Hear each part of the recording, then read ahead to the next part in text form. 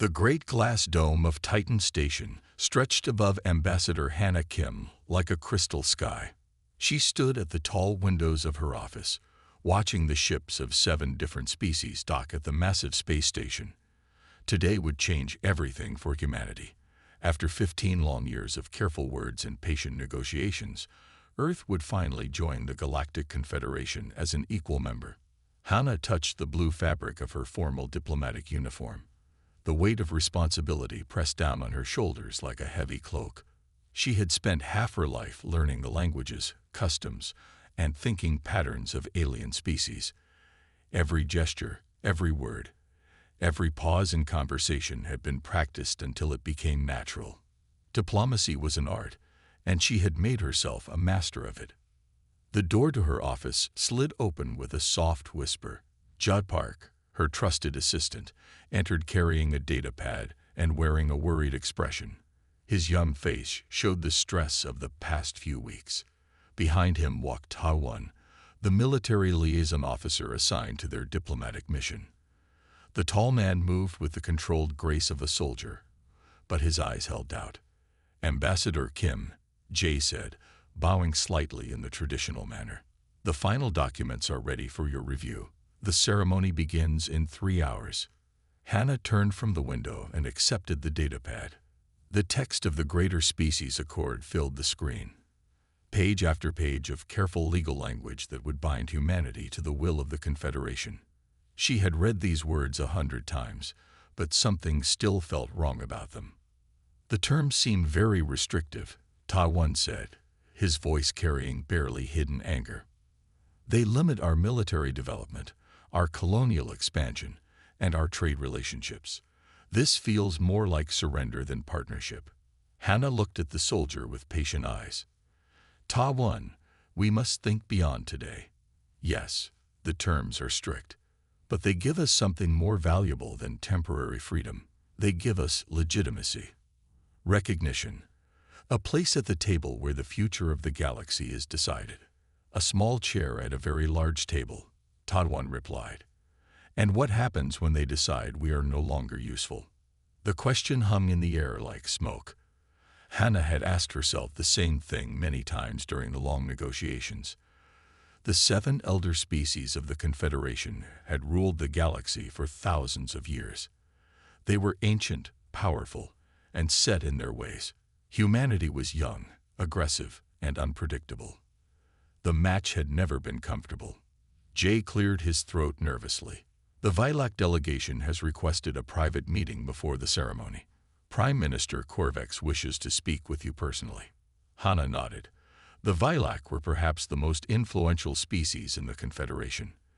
Their technology was advanced beyond human understanding, and their political networks reached into every corner of known space. If Korvex wanted a private conversation, it must be important. "Schedule it for 1 hour from now," she said. "And Jay, make sure we are not disturbed." As her assistant left to make arrangements, Hannah walked to her desk and picked up a small framed photograph.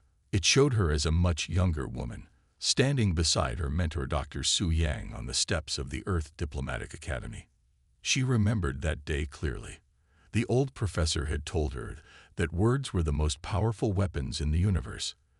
They could build bridges between worlds or tear down empires with equal ease. Ta-1 remained in the office, studying the view outside the windows. "Do you ever wonder what we gave up to get here?" he asked quietly. "What do you mean?" "Our independence, our right to make our own choices, our ability to say no." He turned to face her. "The Martian colonial wars taught us that humans fight well when they fight for something they believe in. But what happens when we are no longer allowed to fight at all?" Hannah set down the photograph and met his gaze. "Then we find other ways to protect what matters to us. That is what diplomacy is for." But even as she spoke the words, a small voice in the back of her mind whispered that some things could not be protected with words alone. Some enemies could not be reasoned with. Some battles could only be won with strength. The thought troubled her more than she cared to admit. The private meeting room felt cold despite the warm lighting. Hannah Kim sat across from Prime Minister Korvex, the most powerful leader in the Galactic Confederation. The Vilak looked almost human except for his pale blue skin and the extra set of arms that moved with fluid grace as he spoke. His ancient eyes held wisdom that came from living for over 300 years. "Ambassador Kim," Korvek said in his smooth voice, "I wanted to speak with you before the ceremony. There are things you should understand about your people's new role in the Confederation." Hannah leaned forward slightly, keeping her face calm and professional. "I appreciate your time, Prime Minister. What would you like to discuss?" Korvek smiled, but the expression did not reach his eyes. "Your species has impressed us greatly. Humans are resourceful, brave, and surprisingly adaptable. These qualities make you very valuable to us." "We are honored to serve alongside the elder species," Hannah replied, using the formal words she had practiced many times. "Yes, serve. That is the correct word." Korvek stood and walked to a large display screen on the wall. With a gesture, he activated it. The screen showed a map of the galaxy with different colored zones marked across its spiral arms. "Tell me, Ambassador, what do you know about the Devourers?" The question caught Hannah off guard. She had heard whispers and rumors about something called the Devourers, but never any official information. "Very little, I'm afraid. Are they another species we might encounter?" Korvex's laugh was soft but chilling. "Another species? Yes, you could say that. They come from beyond our galaxy, Ambassador. They consume everything in their path. Worlds, species, entire solar systems. They have already destroyed 3 spiral arms in the outer regions." Hannah felt her blood turn cold. Why haven't we been told about this threat? Surely all Confederation members should know. "Because knowledge brings responsibility," Korvek said, turning back to face her. "And not all species are ready for that responsibility. But humans are perfect for what we need." The Vilak leader touched the display screen again. The map zoomed in to show Earth's location near the outer edge of the galaxy. Red arrows pointed toward human space from the dark regions beyond. "The Devourers will reach this sector within 20 years, Korvex continued casually. "When they do, we will need a strong defense. A buffer zone to give the core worlds time to prepare our final defenses." Understanding hit Hannah like a physical blow. "You want to use Earth as a shield." Such a crude way to put it. We prefer to think of it as humanity fulfilling its natural role. Your people are warriors. You have proven this many times. The Martian colonial wars, the Jupiter mining conflicts, dozens of smaller battles. Violence seems to be your answer to every problem. Hannah's hands clenched into fists under the table. "And if we refuse?" Korvex raised one of his 4 hands in a gesture that might have been sympathy. "The accord you will sign today makes that choice for you. Earth's military will be integrated into Confederation command structure. Your defensive systems will be upgraded and positioned according to our strategic needs. Your young people will be trained for the battles to come. You're talking about sacrificing billions of human lives. I am talking about using your species' greatest strength for the benefit of all civilized life in the galaxy." Korvex returned to his seat, his movements still graceful and calm. "The elder species have responsibilities, Ambassador. We carry the knowledge and culture of millions of years. We cannot risk ourselves in desperate battles with creatures like the Devourers." Hannah struggled to keep her voice steady. "What makes you think the Devourers can be stopped at all? Perhaps they cannot. But if they can be slowed, if they can be made to pay a price for every world they take, then the core species will have time to evacuate to safe regions of space. Humanity's sacrifice will not be forgotten." The room fell silent except for the soft hum of the station's life support systems. Hannah stared at the galactic map, seeing it now with new eyes. Not a symbol of humanity's bright future, but a battle plan that ended with Earth's destruction. "You seem troubled, Ambassador," Korvex said gently. "This is the natural order of things. Strong species survive. Useful species serve their purpose. Your people should be proud to play such an important role." Hannah looked at the alien leader who spoke of genocide as if it were a business arrangement. 15 years of diplomatic training told her to nod. to smile, to accept what could not be changed. But something deeper, something purely human, whispered a different answer. "Yes," she said finally. "I understand perfectly now." But what she understood was not acceptance. What she understood was that everything she had believed about diplomacy and peaceful cooperation had been a lie from the very beginning. Hannah Kim sat alone in her quarters, staring at the communication device in her trembling hands. The secure connection to Earth had taken an hour to establish, and now she could barely find the words to speak. On the small screen, Dr. Su Yang looked older than she remembered. Her former mentor's kind face showed concern as she waited for Hannah to begin. "Professor," Hannah finally said, her voice barely above a whisper, "I need to tell you something terrible." Dr. Yang leaned closer to her own camera. Even across the vast distance of space, her presence felt comforting. "What has happened, my dear student?" Hannah told her everything. The meeting with Corvex, the truth about the divorce, the real purpose of the Greater Species Accord. As she spoke, she watched her mentor's expression change from concern to horror to something harder and more determined. "So they plan to use us as cannon fodder," Dr. Yang said when Hannah finished. "How very predictable of them." "Predictable?" Hannah asked, surprised by the calm response. "Child, did you think I spent 40 years in diplomatic service without learning to read between the lines? The terms they offered were always too restrictive for a true partnership. I hoped I was wrong. But..." The old woman shook her head sadly. "What will you do now?" Hannah felt tears threatening to fall. "I don't know. Everything I believed, everything you taught me about the power of words and peaceful solutions, it was all meaningless. They never intended to treat us as equals." "That does not make our beliefs meaningless," Dr. Yang said firmly. "It makes them incomplete." Before Hannah could ask what she meant, another communication signal interrupted them. The face of Captain Li Min appeared on a second screen. The military officer looked tense, his eyes sharp with barely controlled anger. "Ambassador Kim," he said without formal greeting, "my ship is holding position in the outer system as ordered, but my crew is getting restless. We've been monitoring Confederation communications, and some of what we're hearing doesn't sound like partnership. It sounds like preparation for war." Hannah looked between the two screens, seeing the past and future of human diplomacy staring back at her. Dr. Yang represented everything she had tried to become: patient, wise, committed to peaceful solutions. Captain Li represented everything she had tried to move beyond: quick to fight, suspicious of aliens, ready to solve problems with violence. "Captain," she said carefully, "what would you do if I gave you the go signal?" Li's smile was cold and sharp. "My ship isn't the only one out here, Ambassador.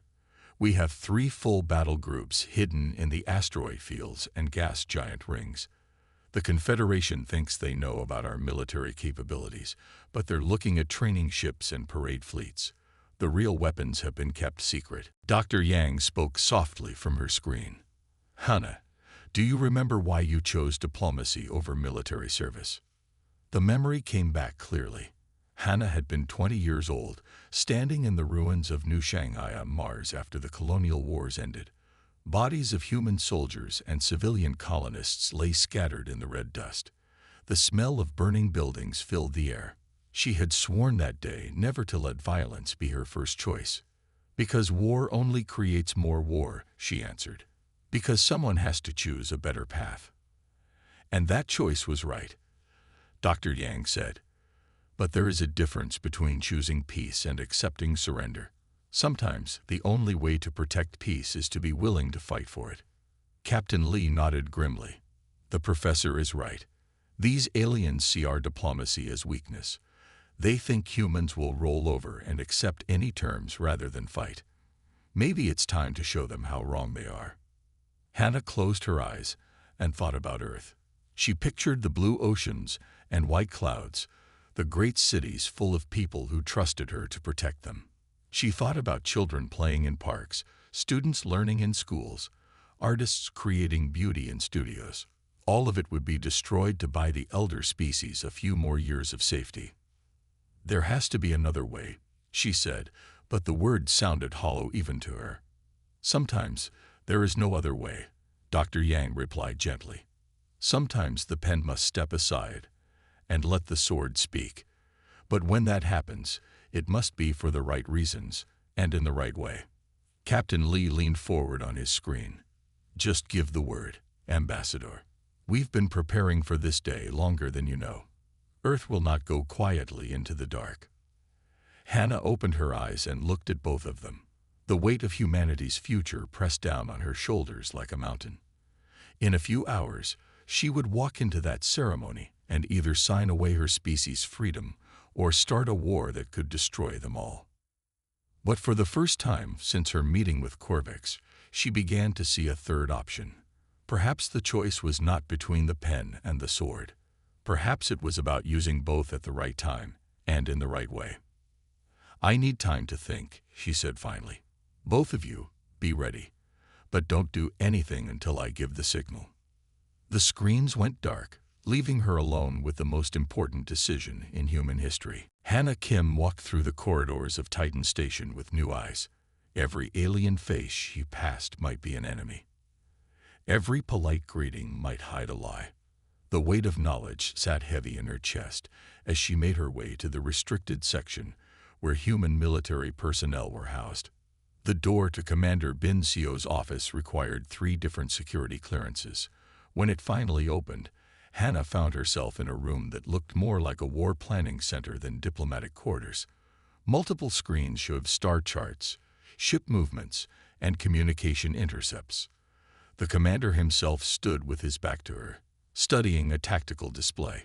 I wondered when you would come, Bin Sio said without turning around. The Vilak meeting didn't go as expected, did it?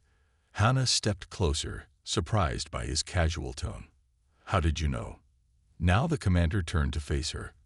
His weathered face showed the scars of old battles, and his eyes held the sharp intelligence of someone who had spent years preparing for war. Ambassador, did you really think we sent you here blind? Every conversation you've had, every document you've reviewed, every alien you've met, we've been watching and listening. The revelation should have angered her, but instead Hannah felt something like relief. You knew they were planning to betray us. We suspected. The terms they offered were designed to weaken us, not strengthen us. The timeline they proposed matched intelligence reports about something moving in from the outer dark. Bin Sio gestured to one of the screens, which showed a map similar to what Corvix had displayed. We've known about the Devourers for 3 years. Hannah stared at the display, seeing red markers advancing slowly toward the galaxy's edge. 3 years? How? Deep space monitoring stations, ships that officially don't exist. Agents placed in alien governments who report back through channels the Confederation doesn't know about. The commander's smile was grim. Humans are very good at gathering information when we need to. And you've been preparing for war all this time. Not just war. Revolution. Bin Sio touched a control, and the display changed to show ship construction facilities hidden throughout the solar system.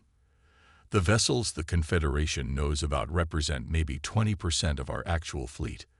The rest have been built in secret using technology we developed independently. Hannah felt her understanding of the situation shift again. What kind of technology? The kind that makes elder species nervous. Weapons that don't follow their rules. Defenses they can't penetrate. Strategies they can't predict. The commander pulled up another screen showing technical specifications that meant nothing to Hannah, but looked impressively complex. Humans have one advantage the Confederation species never developed. We're still learning how to fight. Meaning, they've been the dominant powers for thousands of years. Their tactics are old, established, predictable.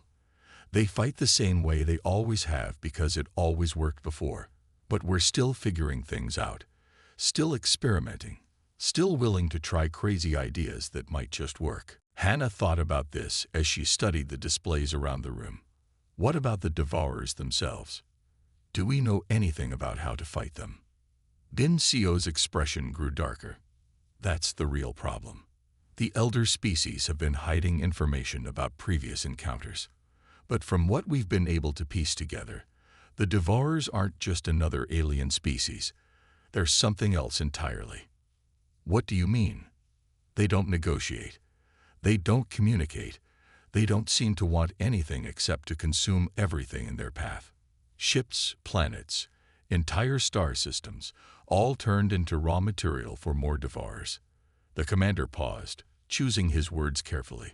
The elder species plan to sacrifice us because they think the Devourers can be slowed down or satisfied with enough prey. But our analysis suggests something different, which is that running away and hiding won't work forever. Sooner or later, every species in this galaxy will have to fight or be consumed. The question is whether we face them as scattered refugees or as a united force. Hana began to understand the full scope of what was happening. You want to unite the galaxy against the Devourers. I want to give every species the choice to fight for their survival instead of being sacrificed for someone else's convenience. Bin Seo gestured to another display showing communication networks. There are younger species throughout the Confederation who are tired of being ruled by the Elders. If we can show them that resistance is possible, you could start a galactic civil war. Or we could save galactic civilization. The commander met her eyes directly. But it has to be your choice, Ambassador. You're the one with the authority to either sign that accord or reject it. Whatever you decide in that ceremony will determine whether humanity fights as slaves or as free people. Hana looked around the room one more time, taking in all the preparations, all the planning, all the hope and determination that had gone into readying humanity for this moment. How long have you known it would come to this? Since the day we first made contact with alien life, Bin Seo replied. We hoped for the best, but we prepared for the worst. That's what humans do. Outside the office windows, Hana could see alien ships moving through the space around Titan Station. Each one represented a species that had chosen submission over resistance, safety over freedom. In a few hours, she would have to decide whether humanity would join them or stand alone against the darkness. But as she looked at the evidence of human preparation and determination, she began to realize that standing alone might not be as hopeless as it seemed. Humans had always been at their best when fighting impossible odds. Perhaps it was time to remind the galaxy what that looked like. The Great Assembly Hall of Titan Station had never seen a gathering like this one. Representatives from 7 species filled the enormous chamber, their different forms creating a rainbow of colors and shapes. Cameras from across the galaxy focused on the central podium, where a simple table held 2 items, an elegant writing instrument and the greater species accord. Hana Kim walked slowly down the center aisle, her blue diplomatic uniform pressed perfectly, her face calm despite the storm raging in her mind. Behind her walked Jay Park, carrying the ceremonial case that held Earth's official seal. The weight of billions of human lives pressed down on her shoulders with each step. At the high table sat the leaders of the Confederation. Prime Minister Korvex of the Vilac gave her a small nod of approval. Chancellor Vorthak of the Zentari clicked his mandibles in what might have been a smile. Each alien face showed confidence that this ceremony would go exactly as planned. But hidden throughout the chamber were other faces that mattered more. Commander Bin Seo sat in the military observer section, his hand resting casually near a communication device. Taiwan stood at attention by the human delegation, his eyes alert and ready. Even Jay Park, walking behind her, carried more than just ceremonial items in his case. Hana reached the podium and turned to face the assembled delegates.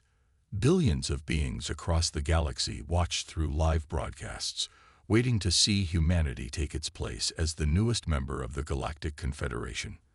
The silence in the Great Hall was complete. Distinguished representatives, Hana began, her voice carrying clearly through the chamber's acoustics. Today marks a historic moment in galactic relations.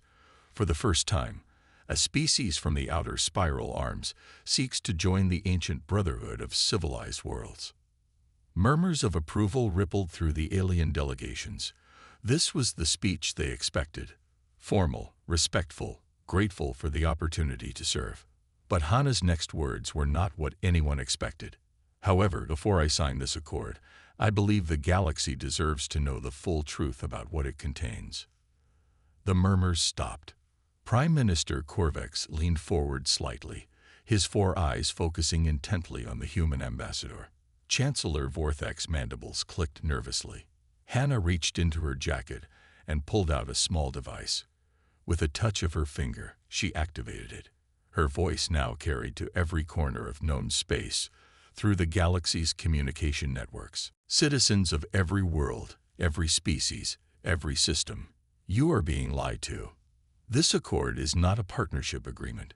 It is a death sentence for humanity, and a betrayal of everything the Confederation claims to represent. The chamber erupted in shocked gasps and angry voices. Security guards moved toward the podium, but Commander Bin Sio's hand was already on his communication device. Hidden human agents throughout the station had their orders. The elder species know about the Devourers, Hana continued, her voice cutting through the chaos.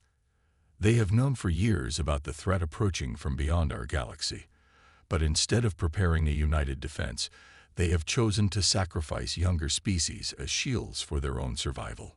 Prime Minister Corvex stood up, his pale blue face flushed with anger. This is outrageous. Security, stop this transmission immediately. But the human technical team had done their work well. The signal continued broadcasting as Hana revealed everything. The planned sacrifice of Earth, the real timeline of the Devourer threat, the cowardly strategy of using humans as expendable soldiers while the elder species retreated to safety.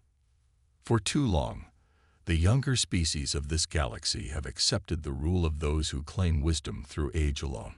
But wisdom is not the same as courage. Knowledge is not the same as justice. And survival bought with the blood of others is not worthy of the name civilization. The security guards reached the podium, but Hana was not finished. She reached into her jacket again, but this time she did not pull out another device. Instead, her hand emerged holding something that no one in the chamber expected to see. A weapon. Not the elegant energy pistols favored by most species, but a simple, primitive projectile gun. The kind of weapon that had been declared obsolete by galactic standards centuries ago. I was trained to believe that the pen is mightier than the sword, Hana said, her voice now carrying the steel of absolute determination. I spent 15 years proving that humans could solve problems with words instead of violence. But some problems cannot be solved with words. Some enemies cannot be reasoned with. Some battles can only be won by those willing to fight. She set the elegant writing instrument aside and raised the gun for all to see. Therefore, on behalf of humanity and every species that refuses to be sacrificed for the convenience of their so-called betters, I reject this accord. Earth withdraws from Confederation space. We will face the Devourers on our own terms, in our own way, with allies who choose to stand with us rather than behind us. The gun was pointed not at any person in the chamber, but at the greater species accord itself. The symbolism was clear to everyone watching. Today, I choose the gun over the pen, not because I love violence, but because I love freedom more than safety. Not because I want war, but because some things are worth fighting for. The shot rang out like thunder in the silent chamber. The accord exploded into fragments of burning paper and electronic components. The age of human submission to alien rule was over before it had ever truly begun. In the chaos that followed, as security forces scrambled and alien leaders shouted orders, Hana Kim stood calmly at the podium. She had made her choice. Humanity would stand or fall as free beings, not as slaves marked for sacrifice. The real war was about to begin. 3 days after the ceremony that shocked the galaxy, Fleet Admiral Kang Hai stood on the bridge of the UES Defiance as it emerged from the shadow of Jupiter's largest moon. Around her, the view screen showed dozens of human warships uncloaking from positions throughout the solar system. Ships that the Galactic Confederation had never known existed. Admiral, called Communications Officer Park Jun from his station. We're receiving surrender demands from the Vilac Third Fleet. They're ordering us to stand down and prepare for occupation." Kang Hai smiled coldly. The elder species still didn't understand what they were dealing with. "Open a channel to all human vessels. Battle Formation Alpha. Prepare to show our guests how humans fight." The Confederation fleet that had arrived to restore order was impressive by galactic standards. 40 ships of the line, each one larger and more heavily armed than anything humanity was supposed to possess. Their energy shields glowed with the confidence of technological superiority that had kept the elder species in power for millennia. But Captain Wu Jin, commanding the destroyer UES Lightning Strike, had spent years studying alien tactics. As his ship raced toward the enemy formation, he activated weapons systems that shouldn't have existed. "Target their command ship," he ordered. "Fire pattern Delta 7. What emerged from the lightning strike was not the standard energy beams that galactic warfare had used for centuries. Instead, streams of accelerated metal projectiles tore through space at a significant fraction of light speed. The Vilak shields, designed to deflect energy weapons, offered no protection against solid matter moving at such velocity. The alien command ship shields flickered and died. Hull plating cracked and atmosphere vented into space. Across the entire Confederation fleet, confusion spread as weapons they had never encountered punched through defenses they had thought impenetrable. "How are they doing this?" transmitted the Vilak fleet commander to his remaining ships. "Our intelligence said humans only possessed basic energy weapons." The answer came not from his own forces, but from Admiral Kang Hai herself, broadcasting on an open channel that every ship could hear. "You made a mistake common to old powers everywhere," she said, her voice calm and professional. "You assumed that because we were young, we were limited by your ways of thinking. But humans don't follow your rules because we never learned them as absolute truth." Captain Wu Jin's ship had already disabled 3 enemy vessels and was moving to engage a 4th. His tactics made no sense by traditional galactic standards. Instead of staying at long range and trading energy blasts, he brought his ship in close, using speed and unpredictability to avoid return fire, while his kinetic weapons caused devastating damage. "While you spent centuries perfecting the same strategies," Admiral Kang Hai continued, "we spent decades learning from every conflict we could study. We adapted technology you discarded as primitive. We developed tactics you never considered because they seemed too dangerous or too unconventional." The Confederation fleet began to retreat, but human ships were faster than their intelligence had suggested. The destroyer UES Storm Runner, commanded by Captain Li Sol, demonstrated another surprise. Her ship launched what appeared to be standard missiles, but when the aliens tried to intercept them with point defense systems, the weapons split apart into dozens of smaller projectiles that swarmed over their targets like angry insects. More Vilak ships lost power and began to drift. The retreat became a rout as human vessels pressed their advantage with ruthless efficiency. But the real message was not delivered through weapons alone. "Citizens of the galaxy," Admiral Kang Hai broadcast on all frequencies, "you have just witnessed something that your leaders thought impossible. A young species defeating an elder one in open combat. This happened not because we are stronger or more advanced, but because we refuse to accept that the old ways were the only ways." On planets throughout the Confederation, younger species watched the battle reports with growing amazement. For the first time in their history, they saw proof that the elder species could be defeated. "The Vilak call us primitive because we still use kinetic weapons," the Admiral continued. "The Zentari call us barbaric because we fight at close range. The Korthik call us unpredictable because we don't follow their ancient tactical doctrines. They are right about all of these things, and that is exactly why we are winning." The surviving Confederation ships finally managed to escape to hyperspace, leaving behind a debris field that told its own story. 7 alien vessels destroyed or disabled against 0 human losses. But Captain Wu Jin knew this was only the beginning. "Admiral," he transmitted to the Defiance, "our sensor nets are picking up massive fleet movements throughout the Confederation. They're mobilizing everything they have. Let them come, Admiral Kang Hai replied. We've proven that their technology can be beaten. Now we need to prove that their entire system of galactic domination is finished. As the human fleet regrouped and prepared for the larger battles to come, signals began reaching Earth from across the galaxy. Messages from species that had been subjugated by the Confederation for generations, asking a simple question that would change everything. How do we join the fight?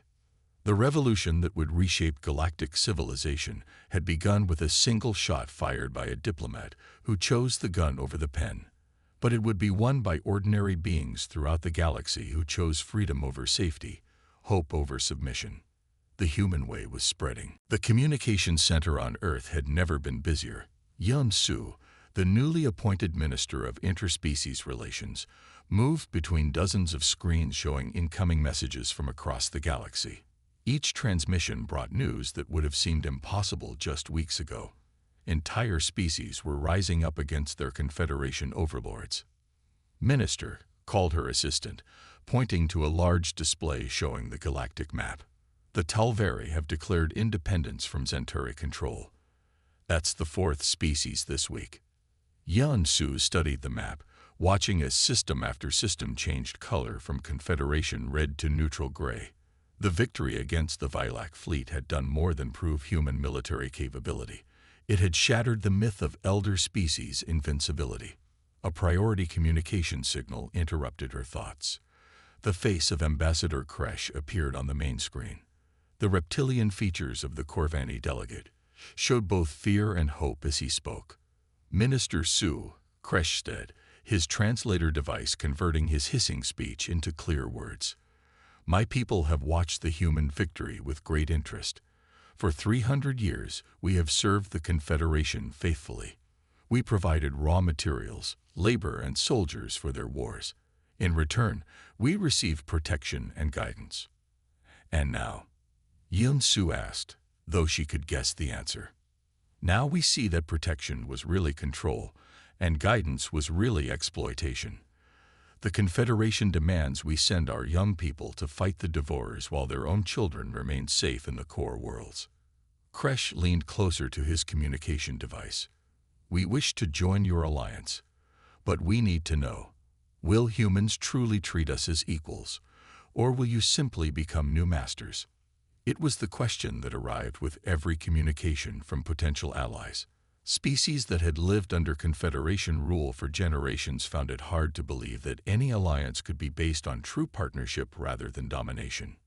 Ambassador Kresh, Yun Su replied, let me be very clear about human intentions. We are not seeking to replace the Confederation with a human empire. We are seeking to create something that has never existed before, a true union of free species working together by choice rather than force. On another screen, General Park Du was coordinating with rebel forces throughout the galaxy. His weathered face showed satisfaction as he reviewed combat reports from 3 different star systems.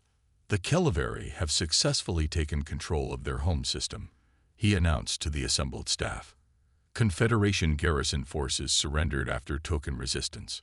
The Hadari Liberation Front has secured 2 mining colonies in the Outer Rim, and the Nexeri have destroyed the orbital monitoring platforms that kept their people under surveillance. Each victory brought new challenges. The elder species were not simply accepting these rebellions. Confederation fleets were moving to retake lost territories, and their response was becoming increasingly desperate and violent. General, Yun Su said, what's our assessment of Confederation military capabilities? They're stronger than we initially thought, Park Du admitted. The fleets we faced so far were occupation forces, not their main battle groups. Intelligence suggests they're pulling back their primary forces to defend the core worlds while preparing a massive counterattack. How massive? Best estimates put it at over 3,000 ships, everything they have that can fight. The general's expression was grim. They're treating this as an existential threat to their entire civilization. Yun Su considered this information while watching the status reports continue to flow in.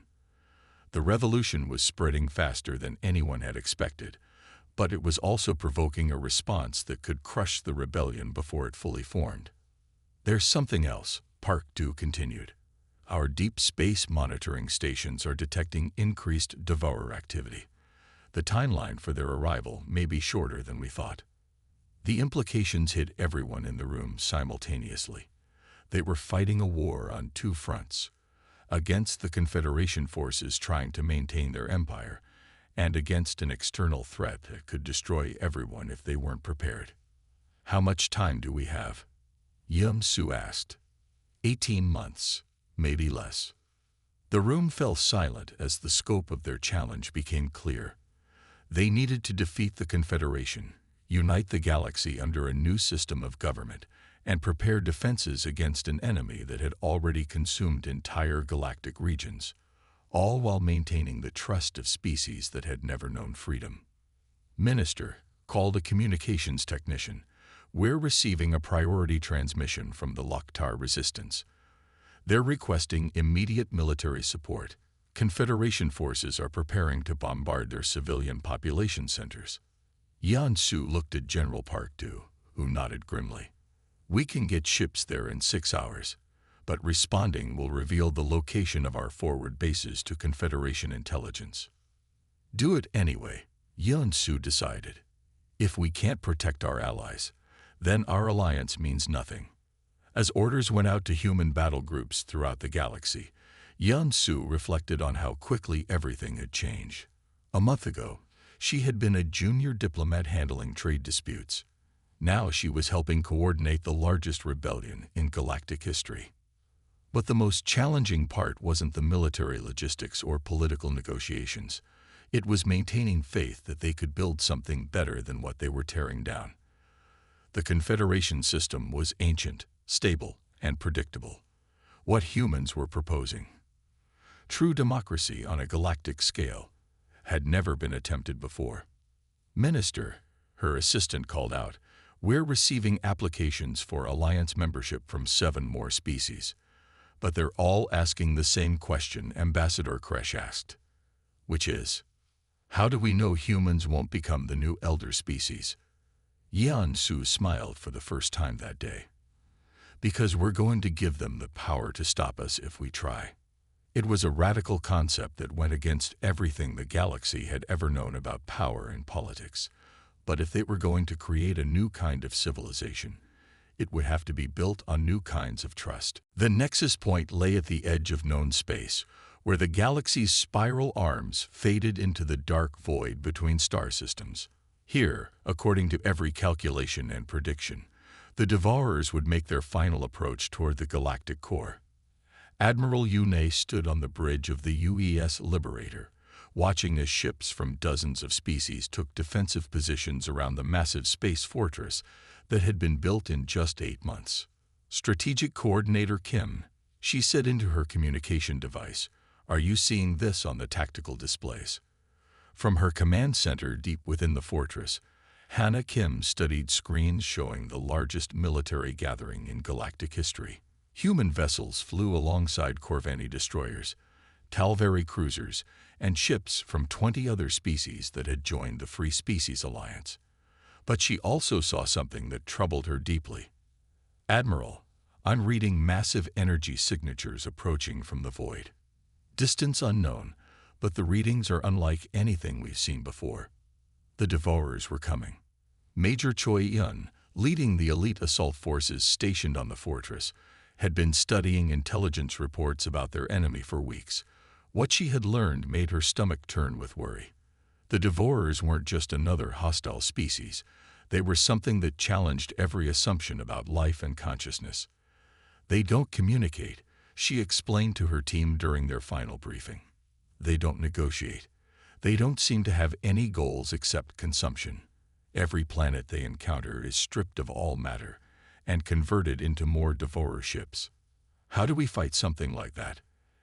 Asked Sergeant Kim Hyun, checking his weapons for the 3rd time. We make them pay for every meter of space they take, Choi Un replied. And we hope that human stubbornness is stronger than whatever drives them forward. On the bridge of the Liberator, Admiral Yunei received the report she had been dreading. Admiral, long-range sensors are detecting the Devourer fleet. Estimated ship count, over 10,000 vessels. The number sent a chill through everyone who heard it. The combined Free Species Alliance fleet numbered less than 2,000 ships, and many of those were converted civilian vessels with improvised weapons. But Hannah Kim, watching from her command center, felt something other than fear. She felt the same determination that had led her to choose the gun over the pen months ago. All ships, this is Strategic Coordinator Kim. She broadcast on the Alliance frequency. Today we face an enemy that has consumed entire regions of the galaxy. They expect us to run, to hide, to sacrifice others for our own survival like the Confederation planned to do. They are about to learn why that was a mistake. The first Devourer ships appeared on the edge of sensor range. They were massive dark structures that seemed to absorb light rather than reflect it. No elegant curves or aesthetic design, just brutal functionality focused on one purpose. Admiral Yuna, execute Pattern Omega, Hannah ordered. All assault teams prepare for boarding actions. What followed was unlike any battle in recorded galactic history. Instead of the long-range energy exchanges that had defined space warfare for millennia, the Alliance fleet closed to point-blank range. Human kinetic weapons tore into Devourer hulls, while alien vessels provided covering fire and electronic warfare support. Major Choi Eun led her assault team aboard a damaged Devourer ship, fighting through corridors that seemed designed for creatures that had never known individual thought. The enemy moved like a single organism, but her team fought like humans always had, adapting to each new challenge, covering for each other, refusing to give up even when the odds seemed impossible. Coordinator Kim, Admiral Yune reported, "We're losing ships faster than projected. The Devourers are learning our tactics and adapting." "Then we adapt faster," Hannah replied. "Signal all ships. Execute Emergency Protocol 7. Protocol 7 was something that had never been tested in actual combat. It involved coordinated ramming attacks by ships whose crews had volunteered for one-way missions. Throughout the Alliance fleet, captains who had drawn the assignment said goodbye to their loved ones and pointed their vessels toward the largest Devourer ships. Captain Lee Jun of the converted freighter Braveheart was among them. For the future of free species everywhere, he transmitted as his ship accelerated toward a Devourer command vessel 10 times his size. The explosions that followed lit up the void like new stars being born. Each sacrifice took multiple Devourer ships with it, but the cost in Alliance lives was enormous. "Coordinator," came Major Choi Yun's voice through the static of her damaged communicator. "I'm inside what might be their primary command ship. The structure here, it's not built for individual beings. It's like a single massive organism that happens to be spread across multiple ships. Can you disable it?" "Negative, but I can hurt it. Really hurt it." There was a pause filled with weapons fire and alien sounds. "My team is placing charges throughout the nerve center. When they detonate, it should disrupt their coordination for the entire fleet." Hannah closed her eyes, knowing what the Major was really telling her. "How much time do you need?" "Give me 5 more minutes." Those 5 minutes cost the Alliance 3 more capital ships and hundreds of lives. But when Major Choi Yun's charges detonated, the effect was immediate and devastating. Across the entire Devourer fleet, ships stopped moving in coordination. Some attacked each other.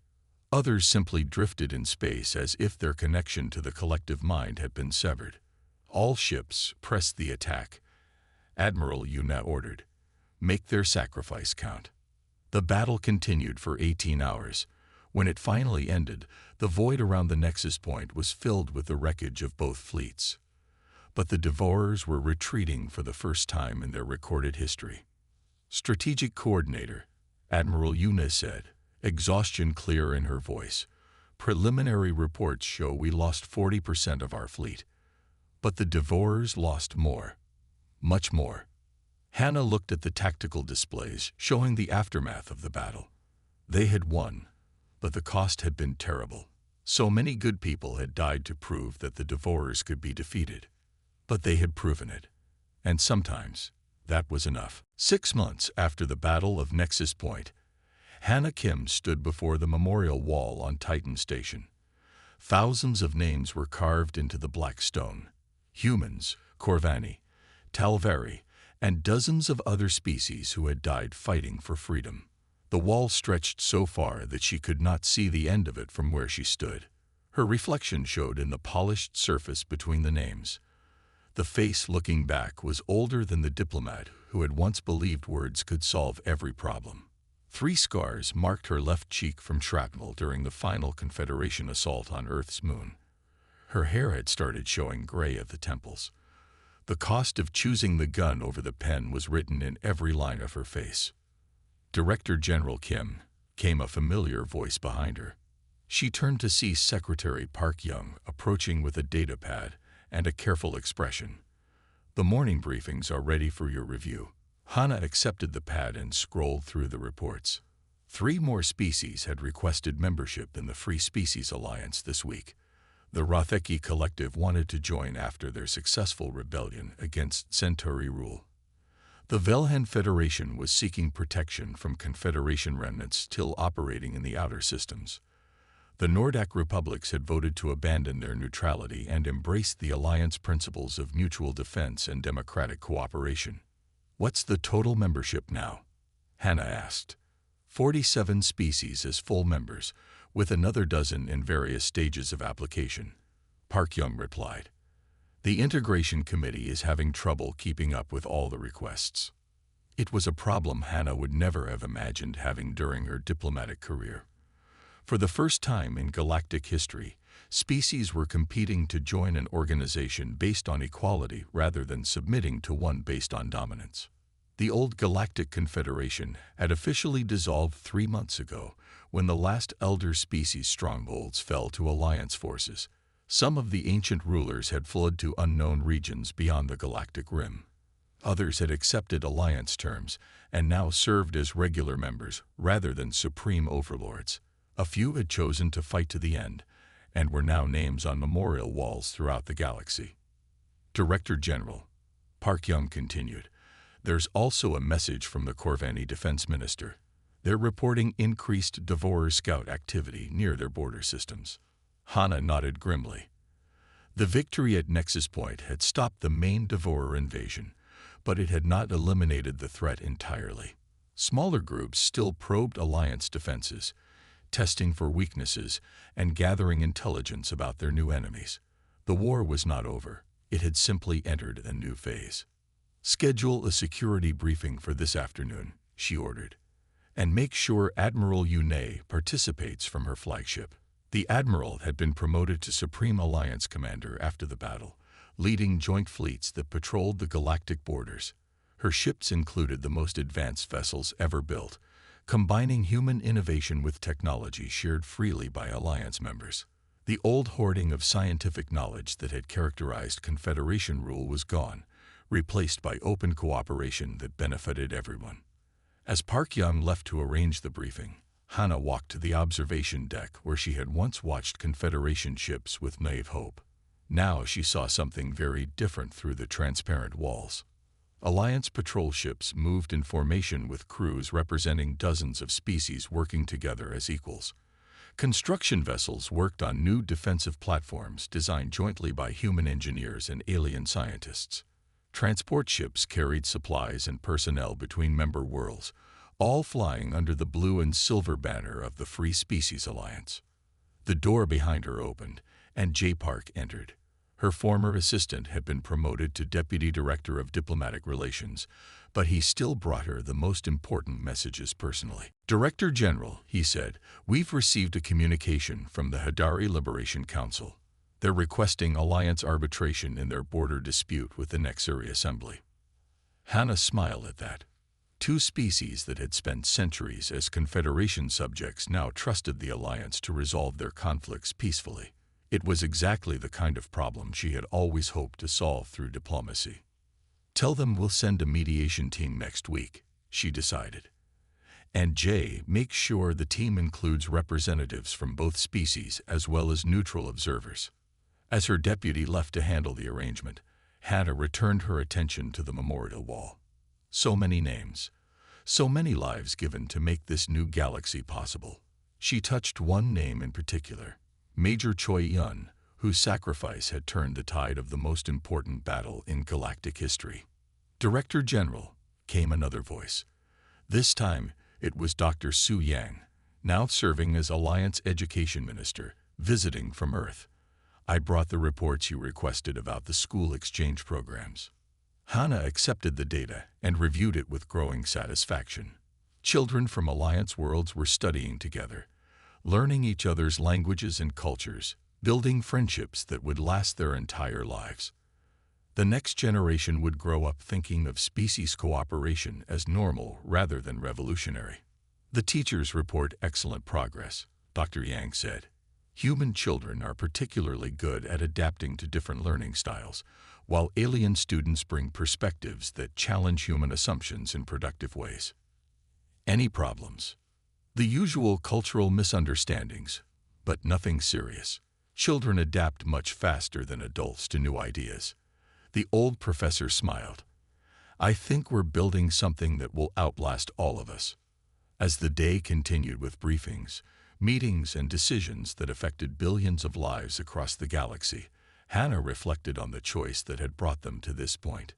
She had abandoned everything she once believed about diplomacy and peaceful solutions.